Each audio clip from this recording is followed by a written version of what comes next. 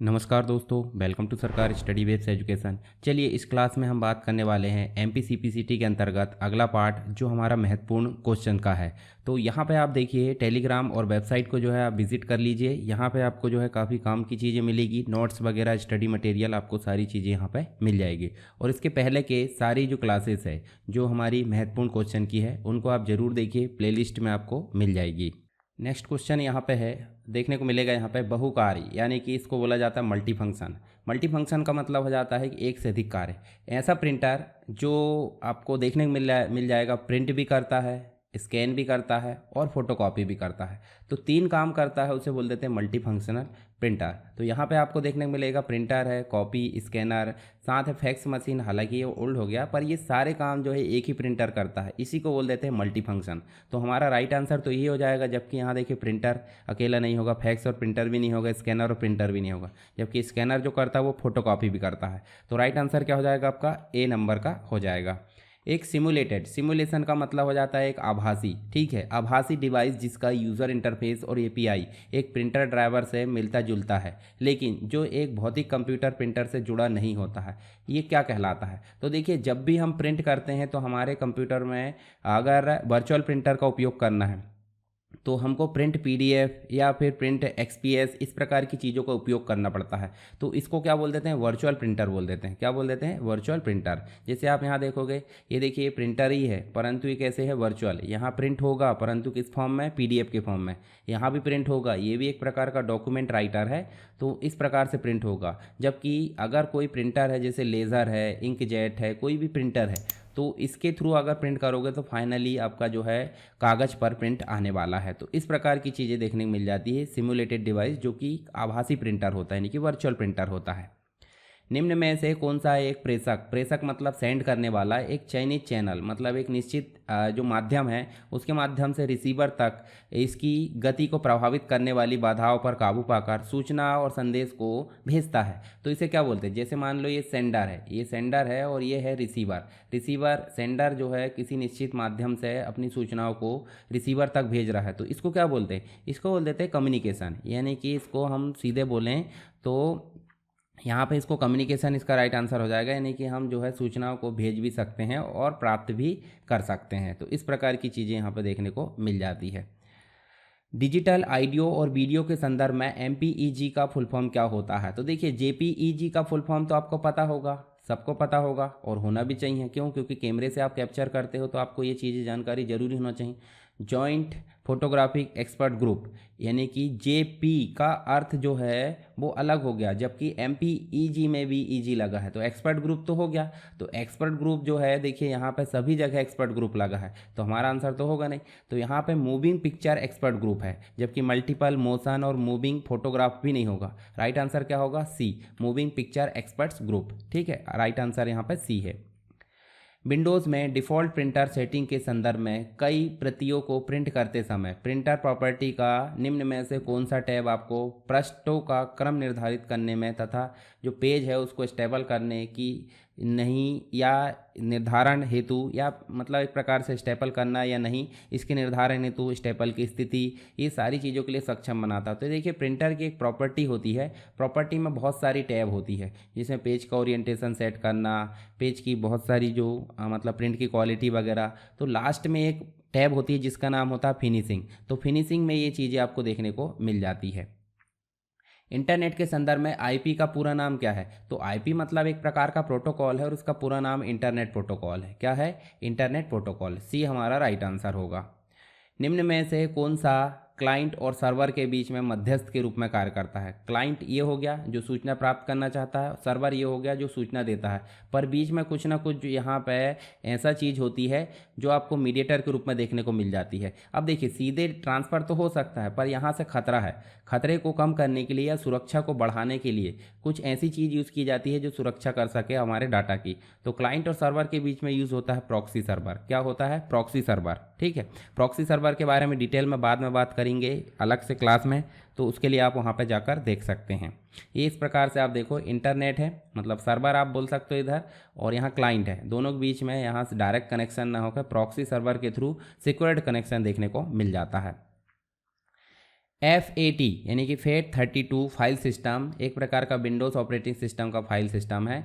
उसमें आप क्या नहीं बना सकते, तो देखिए यहाँ देखिए 16 GB से बड़ा विभाजन, 8 GB से बड़ा, 4 GB से बड़ा, जबकि 32 GB तक तो बना सकते, पर 32 GB से बड़ा विभाजन जो वॉल्यूम साइज़ होता है, जो वॉल्यूम साइज़ होता है आपका, वो उससे उसको आप देखोगे तो 32 GB से बड़ा विभाजन यहाँ पे नहीं कर सकते। तो राइट आंसर क्या हो जाएगा आपका डी।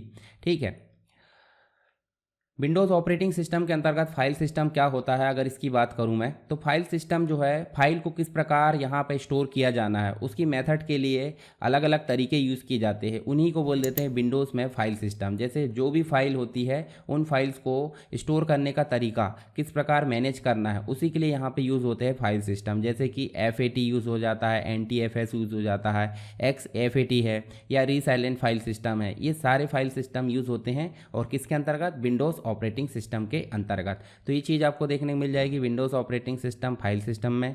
ठीक है, अब विंडोज़ ऑपरेटिंग सिस्टम में जो फाइल सिस्टम है, हम सिंपल बोले तो यहाँ पे सही मायने में एक तरीका होता है किसका, जो फाइल्स को और फोल्डर्स को स्टोर कर सकता है, किस प्रकार उनको स्टोर करना है, किस प्रकार उनको ऑर्गेनाइज करना है, ये सारे तरीके कौन मैनेज करता है, विंडोज़ के अंतर्गत फाइल सिस्टम। इसमें बहुत सारे फाइल सिस्टम होते हैं, जैसे कि न्यू टेक्नोलॉजी फाइल सिस्टम अभी के वर्तमान में देखने को मिल जाता है, जिसे शॉर्ट में NTFS बोलते हैं। एक पहले चलता था जिसके बारे में क्वेश्चन पूछा गया है, FAT32 यानी कि फाइल एलोकेशन टेबल 32। इसके अलावा इसी का एडवांस वर्जन है XFAT extended file allocation table. एक और एक्स्ट्रा है REFS यानी कि रीसाइलेंट फाइल सिस्टम। तो इनमें से ज़्यादातर हमको यही दोनों देखने को मिल जाते हैं, पर वर्तमान में NTFS ही देखने को मिलता है। ठीक है, तो यहाँ पे हमको बात करना है NTFS और FAT के बीच में थोड़ा सा अंतर। जैसे सिक्योरिटी की अगर बात करें तो यहाँ पे काफ़ी ज़्यादा हाई लेवल की सिक्योरिटी देखने को मिल जाती है, एनक्रिप्शन, परमिशन, ये सारी चीज़ें NTFS में मिल जाती है। जबकि यहाँ पे कुछ सिक्योरिटी या जो है सिक्योरिटी फीचर्स का अभाव देखने को मिलता है, पुरानी टेक्निक है ना। फाइल का आकार की बात करें तो यहाँ 16 TB तक का फाइल आकार देखने को मिल जाता है, पर इसमें फाइल का आकार ओनली 4 GB तक देखने को मिल जाता है। वॉल्यूम आकार की बात करें तो वॉल्यूम आकार यहाँ पे एक्साबाइट देखने को मिल जाती है 16 तक, और यहाँ 32 GB से ऊपर नहीं मिलता है। कंपेटिबिलिटी यानी कि ये सिर्फ जो है देखिए विंडोज़ के साथ कंपेटिबल है, और ये जो है लगभग सभी OS डिवाइसेस के साथ कंपेटिबल है। जर्नलिंग की बात करें तो इसमें जर्नलिंग की फैसिलिटी है और यहाँ पे नहीं है। यहाँ पे कंप्रेशन की टेक्निक है, मतलब कंप्रेस किया जा सकता फाइल को, यहाँ पे नहीं है। उसके अलावा उपयोग की बात करें तो विंडोज़ ऑपरेटिंग सिस्टम ड्राइव्स बड़े वॉल्यूम्स में इसका उपयोग किया जाता है, और यहाँ छोटे स्टोरेज डिवाइस पोर्टेबल ड्राइव्स में इसका उपयोग किया जाता है। तो ये दोनों में हमने अंतर देख लिए, और विंडोज़ जो ऑपरेटिंग है उसके अंतर्गत फाइल सिस्टम क्या होता है वो भी हमने यहाँ पर जान लिए। आई होप आपको समझ में आ गया होगा। नेक्स्ट क्वेश्चन है, मशीनी भाषा को खालिस्तान के रूप में जाना जाता है। तो मशीनी भाषा को 01 या फिर जो है मशीन लैंग्वेज, या फिर बाइनरी लैंग्वेज, या फिर लो लेवल लैंग्वेज के रूप में इसे जाना जाता है। तो यहाँ राइट आंसर क्या हो जाएगा, जिस प्रकार से ऑप्शन आया उसी प्रकार से आपको आंसर देना है, low level programming language. Next है, निम्न में से कौन सा guided data transmission, guided media का मतलब हो जाता है वायर्ड मीडिया, और अनगाइडेड का मतलब हो जाता है वायरलेस। वायरलेस में भी बहुत सारे डिवाइसेस आ जाते हैं, यहाँ पर गाइडेड में पूछा है तो आप समझ जाओ वायर्ड मीडिया। तो वायर्ड मीडिया में 3 कैटेगरी होती है, एक तो हो जाता है ट्विस्टेड, और एक हो जाता है आपका कोएक्सियल, और एक हो जाता है फाइबर ऑप्टिक। तो यहाँ देखिए कांच प्लास्टिक से बने वाले कोर के माध्यम से प्रकाश परावर्तन के सिद्धांत का प्रयोग करके डेटा को ट्रांसमिट करता है।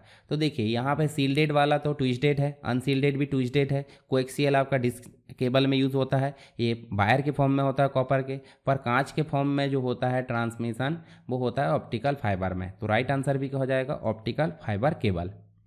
यहाँ 3 प्रकार की केबल दिख रही है, जैसे आप देखोगे twisted pair cable, twisted pair में आप देखोगे तो लैन लोकल एरिया नेटवर्क के लिए, या जो आप ईथरनेट कनेक्शन लेते हो उसके लिए आपको यूज़ हो जाता है इस प्रकार का जो केबल है वो ट्विस्टेड पेयर केबल कहलाता है। इसके 2 प्रकार हो जाते हैं, तो अनसील्डेड हो जाता है और एक हो जाता है सील्डेड, मतलब कवर के साथ पैक और बिना कवर के।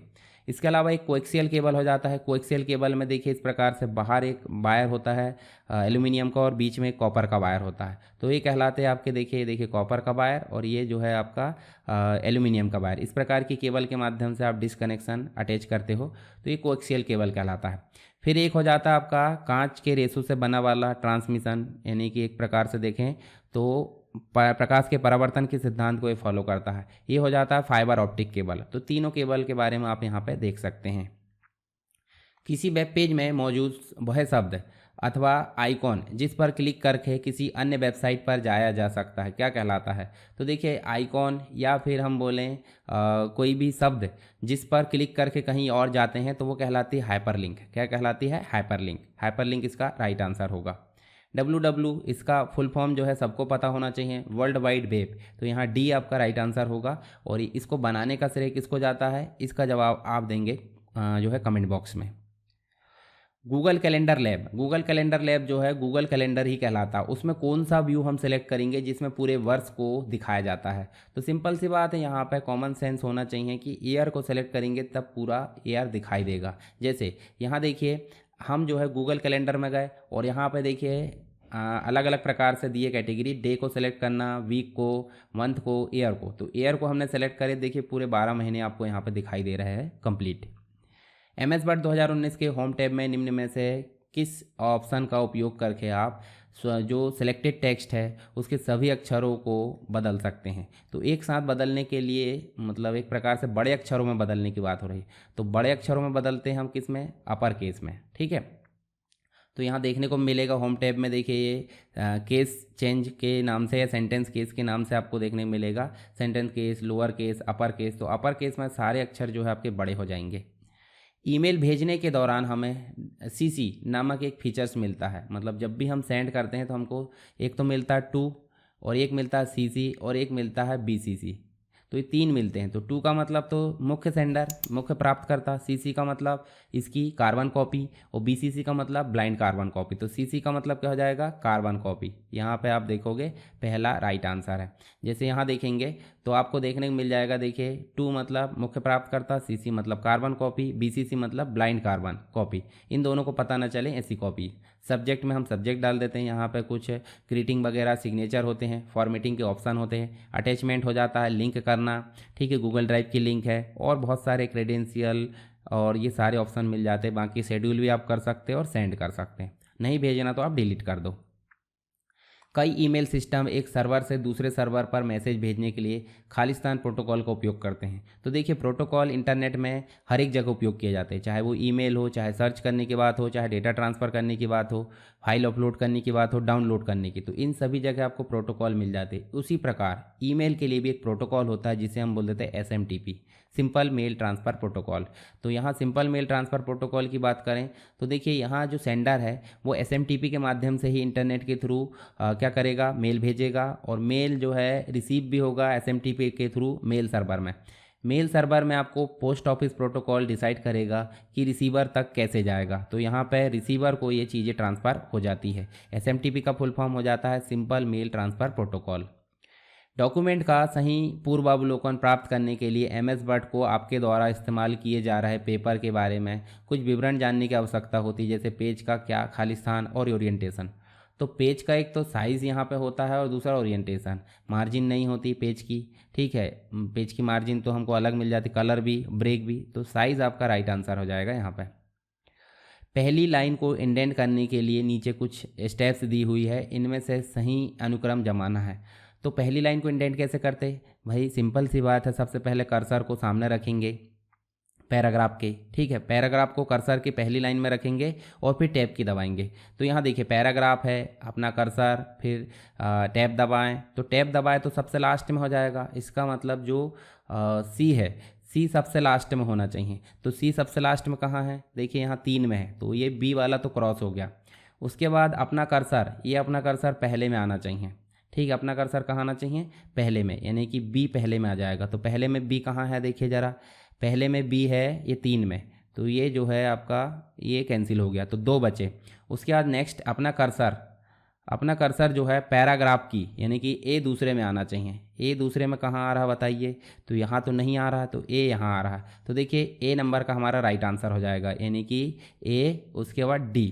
तो देखिए BADC यहाँ पर राइट आंसर, यानी कि अपना कर्सर पैराग्राफ की पहली लाइन के आरंभ में रखें और फिर टैब की दबाएं। इस प्रकार से सही आंसर आपका हो जाएगा। एक और स्टेप्स दी है, देखिए इंडेंट को सही अनुक्रम में लागू करने के लिए कुछ ऑप्शन दिए हैं। तो इसके लिए आपको क्या यहाँ पे देखना होगा, तो देखिए सबसे पहले तो आपको यहाँ पे देखिए ABCD दिया है, तो C देखिए आप पढ़ने को मिलेगा लेफ्ट इंडेंट पर परिवर्तित करने के लिए पहला ही सेंटेंस है, तो C पहला आ जाएगा।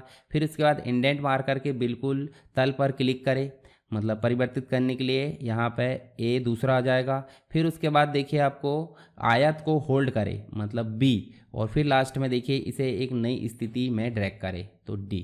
तो यहाँ पे CABD A नंबर का हमारा राइट आंसर हो जाएगा। MS एक्सेल का निम्न में से कौन सा फीचर्स चयनित सेल को बड़े सेल में जोड़ने के लिए, यानी कि मान लो आपके पास में 1 2 3 सेल है, अगर हम तीनों को सेलेक्ट कर लेते हैं और कौन से ऑप्शन के द्वारा इसको पूरे बड़े सेल में बदला जा सकता है, तो इसका मतलब हो जाता है मर्ज करना, और मर्ज के साथ में सेंटर भी हो जाता है। तो राइट आंसर क्या हो जाएगा, A, merge and centre. MS word 2010 में डॉक्यूमेंट में एक ही बार में कई सारे बदलाव करने के लिए एक साथ कौन सी कमांड का उपयोग किया जाता है, तो ये उपयोग की जाती है रिप्लेस ऑल। फाइंड तो ढूंढने के लिए हो जाता है, ड्रॉप कैप फॉर्मेटिंग के लिए, कॉपी क्लिपबोर्ड में ले जाने के लिए, तो रिप्लेस ऑल यहाँ पर राइट आंसर हो जाएगा। रिप्लेस मतलब सिंगल सिंगल और रिप्लेस ऑल मतलब सभी जगह। निम्न में से कौन सा चेकबॉक्स ऑप्शन MS वर्ड 2016 के प्रूफिंग विकल्पों में से जब आप MS ऑफिस प्रोग्राम में स्पेलिंग सुधार करते हैं तो उसमें उस श्रेणी के अंतर्गत उपलब्ध होता है। तो देखिए अपर केस शब्दों को अनदेखा करना, लोअर केस को अनदेखा करना, अपर केस सिंबल्स और शब्दों को अनदेखा करना, लोअर केस में जो सिंबल्स है और शब्दों को अनदेखा करना। तो यहाँ देखिए जब अपर केस में लिखे गए हों उसको अनदेखा करने की बात होती है, तो A हमारा राइट आंसर होगा। जैसे यहाँ देखेंगे तो देखिए जो आपका प्रूफिंग वाला ऑप्शन होता है उसमें इग्नोर अपर केस वर्ड लिखा है। अगर आपको इस प्रकार पूछा जाता है कंटेंट, इग्नोर ऐसे वर्ड को कंटेंट करो जो नंबर को कंटेंट करता है, मतलब अब इग्नोर करना है। इसके बाद इंटरनेट एंड फाइल एड्रेस को इग्नोर करना है, फ्लैग रिपीटेटेड वर्ड को इग्नोर करना। तो ये कुछ ऑप्शन है, इनको आप ध्यान में रखिए ताकि इससे रिलेटेड क्वेश्चन पूछे तो बन जाए।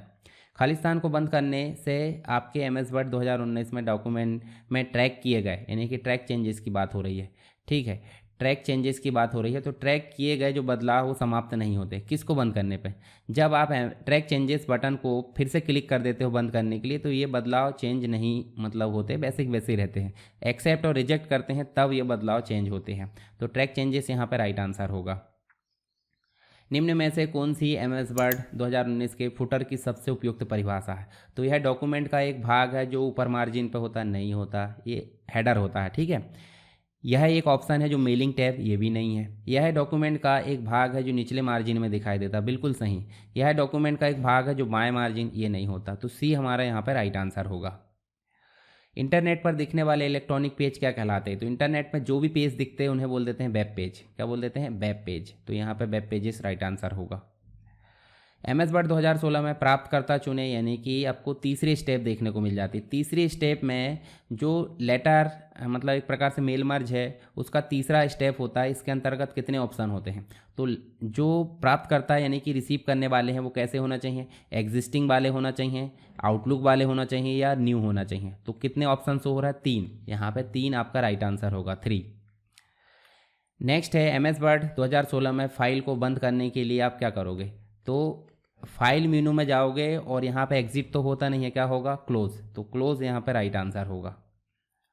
निम्नलिखित में से कौन सी सबस्क्रिप्ट टेक्स्ट की सामान्य स्थिति है, तो सबस्क्रिप्ट का मतलब आप समझ जाओ, जैसे आपने लिखे H और यहाँ लिखे 2 फिर O, तो देखिए जो 2 है वो बॉटम में है। या उदाहरण के लिए हम देखें तो आप कोई भी सेंटेंस लिखते हैं, जैसे 10 को हमने लिखे और यहाँ से लिख दे 16, यानी हेक्साडेसिमल है, तो ये मेन टेक्स्ट के नीचे है थोड़ा, तो मतलब आधार रेखा से थोड़ा सा नीचे, तो पहला ही यहाँ पर राइट आंसर हो जाएगा। मध्य, शीर्ष, ये थोड़ा ऊपर, ये भी नहीं होगा, तो थोड़ा सा नीचे मतलब सब स्क्रिप्ट हो जाता है, और ऊपर मतलब सुपर स्क्रिप्ट। खालिस्तान में हाइपरलिंक्स होते हैं जो खरबों पेजेस और फाइलों को एक साथ दूसरे से जोड़ते हैं। तो देखिए खरबों जो फाइल्स होती है, हाइपरलिंक होती है, वो www में यानी कि वर्ल्ड वाइड वेब में होती है, ठीक है। तो ये इसका राइट आंसर होगा। आई होप आपको सारी चीज़ें समझ में आ गई होगी। फिर भी अगर कोई डाउट है तो आप मुझे कमेंट बॉक्स में बता सकते हैं, या इसके अलावा कोई और टॉपिक पर वीडियो आपको चाहिए तो वो भी आप कमेंट बॉक्स में बता सकते हैं।